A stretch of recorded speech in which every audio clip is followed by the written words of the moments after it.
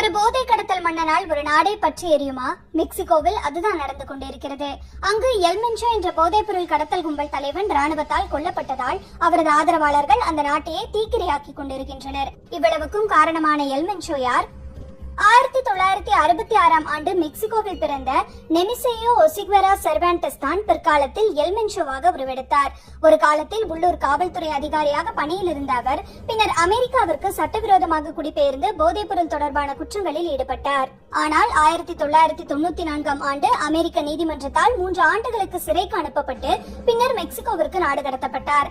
ஆனால் உள்ளூரில் போதைப் பொருள் கடத்தலில் தனது செல்வாக்கை படிப்படியாக உயர்த்தி வந்த அவர் ஜாலிஸ்கோ நியூ ஜெனரேஷன் கார்டல் என்கிற கூலிப்படையின் தலைவராக மாறி போதைப் பொருள் உற்பத்தி, கடத்தல், விநியோகம் என அனைத்தையும் தனது கட்டுப்பாட்டின் கீழ் கொண்டு வந்தார். இந்த அமைப்பு மெக்சிகோவை தாண்டி பல நாடுகளுக்கும் பரவி ஒரு சர்வதேச நெட்வொர்க்காக வளர்ந்தது. குறிப்பாக கொகைன், மெத்தாம்பெட்டமைன், ஹெரோயின் மற்றும் ஃபென்டனில் போன்ற போதைப் பொருட்களை அமெரிக்காவிற்கு கடத்தி வந்ததால் அமெரிக்கா இவரை வலைவீசி தேடி வந்தது.